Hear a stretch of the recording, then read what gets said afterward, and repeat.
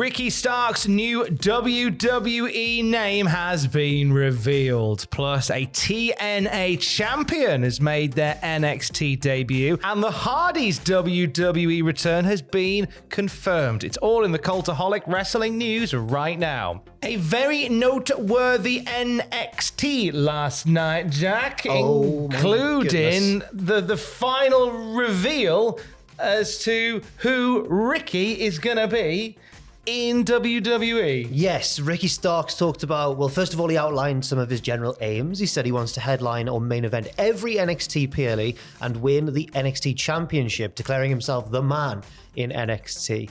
He had his contract signing with his official NXT contract and everything, but that was interrupted first by Ethan Page and Javon Evans, who brawled through the crowd, then by Wes Lee, who wanted to have the first match with the new man. Ricky sent Wes packing, and then the name was revealed on the contract, his new NXT ring name, which isn't as different as I'd feared. I think it's all right, actually. It's Ricky Saints, which is slightly different, and whenever this sort of thing happens, it does take people a while to get used to. But I don't think this is a particularly egregious one. Thing is, I don't like change. Oh, yeah. So I immediately detest it.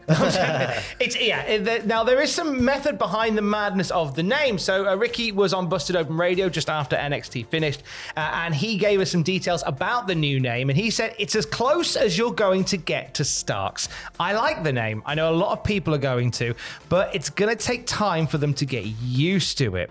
I respect that they care so deeply about me that they rebel against the name change, but at the same time, I am a product of New Orleans first and foremost, and I want to pay respect to that as well. It's the New Orleans Saints. It's the City of Saints, the American football team the American football team name is the New Orleans Saints, of course, yes, as well. Go Footballs. Go Footballs. I think this is the best of both worlds, and that means a lot to me. Obviously, I think it's cool to have a piece of home with me, and the person doesn't change. I'm still the guy, so it is what it is. And then he ended that bit of the interview by going, Go Footballs, which is his new catchphrase. His new catchphrase is Go Footballs, yeah. As we all do who love the footballs. Yeah, and I'm glad that Ricky Saints is now representing us footballs lovers. Good lad, Ricky Saints. So why the change? Obviously, WWE like to have their own stamp on as many people as they can, but in recent times, we've seen wrestlers coming in with their OG names, i.e. Ethan Page recently coming in as Ethan Page, a more recent one. Obviously, Jordan Grace coming in as Jordan Grace, Julia, Stephanie Vaquer, all coming in with their pre-existing names. And with this one, I'm the only thing I can assume is because they have a Zoe Stark on the roster. So Starks, we can't comprehend two people having similar surnames. Best change that. That's, I think, why they did it. Yes, I think so as well. And maybe that differs from how AEW do things. They've got, for example, when Ethan Page was there, they had Hangman Page, Ethan Page, Christian Cage, Brian Cage. But in WWE, they like a bit more of a distinction. And in this case, like I say, I'm not too offended by the name change. I think this one will take relatively little time to get used to. Now, as well as talking about the name change on Busted Open Radio, Ricky was offered the floor to talk about his departure with AEW. He says, contrary to some people's opinions online about the animosity between him and AEW, it didn't stem from him attending the Royal Rumble or attending WrestleMania. He says, if you think that, quote, you're an idiot with no friends and no passion in life. If you think the damnedest thing I've done is cheering somebody on in another company, my boss was okay with it. So where did it go wrong, Jack? Yeah, he continued and explained, I can't tell you exactly what the moment was. You could say it was Punk leaving and things kind of fell apart. Absolutely, I probably would agree with you on that. Or you could say it's that I didn't play the politics well enough. All right, for sure, there's many things you can say. What I can say for myself is that when I got hurt in March, that was it. I never came back. And even then, I wasn't hurt. It was a precautionary thing where I got scared as I had a stinger. Then I was fine. After that, no dice, no communication, no nothing. And that's okay because I ended up here, so everything worked out. I will say this, there are some people who stuck their nose in my creative business that shouldn't have happened. Veterans. And that's it. I'll leave it at that. Oh. And if they got a problem with me, they got my number and text me about it. I think what it was is if I didn't work for their creative, then someone had to get the boot. That's how I see it. But I'm not trying to be negative in my thought process about it. If you want to step on me me to get ahead in your illustrious career. Everyone has an illustrious career. Everyone should have an illustrious career. That is perfectly fine. But at the same time, I'm not wet behind my ears. No, and as me and Ross talked about on the news last week when he made his surprise first appearance in NXT, even though Ricky Starks may have provoked the ire of certain veterans there, he's got friends in high places. CM Punk, Cody Rhodes, not a bad pair of allies to have as you're embarking upon your WWE career. Absolutely not. I'm really intrigued to see what he does as part of NXT. I think it's a nice fit to put him there. I think that it's somewhere where he can really grow very quickly. I can genuinely see him becoming the top guy within the company very quickly as well. I think Ross again, last week we asked on the podcast, we said, well, how well will Ricky Starks or Ricky Saints do in WWE? And Ross immediately straight out of the gate went, I think he'll be the man to beat Obafemi for the NXT Championship. And I find it quite hard to bet against that. So see, I think with Obafemi, I think he'll not long be for this particular roster. I think the main roster will come a call in next year. Too good, he's too big. He's too big. So maybe Ricky be the guy to replace him when that change happens. But before that change happens, oh my days, no bread, no water, just meat. Just to quote Booker Meat T, when we saw who Obafemi squared up with last night on NXT. Yes, well, first of all, Obafemi called out the 4 mysterious men who attacked him at NXT Vengeance Day just after he'd retained the title in that triple threat against both members of A-Town Down Under. Instead of those men coming out, though, he was greeted by the current TNA X Division champion, Moose! Those chants ruined all of our shows when he was on. They did, didn't they? We had him in the opener once. That was a mistake because for the rest of the show, Moose for every match. It was great. Moose was there, but he's a heel now, so it's fine. Moose declared himself to be the one man that Oba can't rule over and threw down the gauntlet for a match between the two.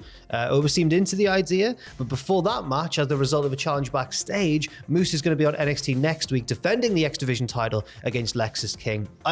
As much as NXT seemed quite invested in Lexis King, I would be mightily surprised if Moose was to lose the X Division title to Lexis King, especially before this teased big showdown between himself and Obafemi. Yeah, intrigued with that one because you've got Lexis King as the Heritage Cup champion.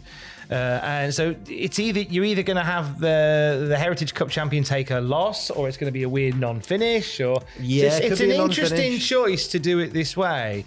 But it's Moose and Obafemi on a collision course down the line, but the X Division title being defended next week on NXT. Yeah, and I think that when that eventual Moose and Oba showdown finally happens, I'd be surprised if either of their titles are on the line. If they're both still those champions when it comes to it, I feel like it might just be like a non-title match because unless WWE just really went for it and went, actually, can we make him the X Division champion? But I can't quite see that happening. I can't see that happening. So that's next week on NXT, as well as the NXT in-ring debut of one Ricky Saints. I was getting ahead of myself. Nearly there. But I thought I didn't mention this earlier. Ricky Saints is going to be teaming up with Javon Evans to face Ethan Page and Wesley next week. Makes sense after their segment and everything, yeah. Yeah, that'll be the first in-ring action for Ricky Saints. That's next week, as well as Obafemi versus Lexis King. And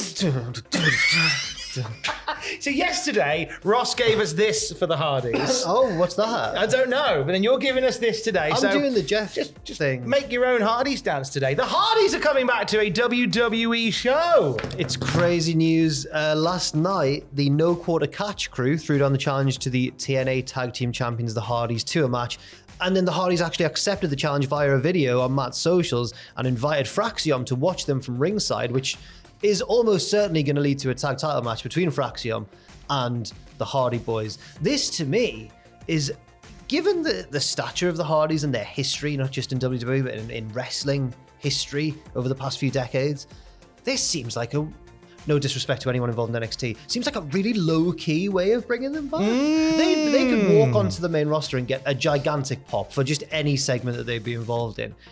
But, WWE have shown a bit of restraint here, and I think maybe that's fine. I think it's the idea that it seems like they're building towards TNA versus NXT Worlds Collide.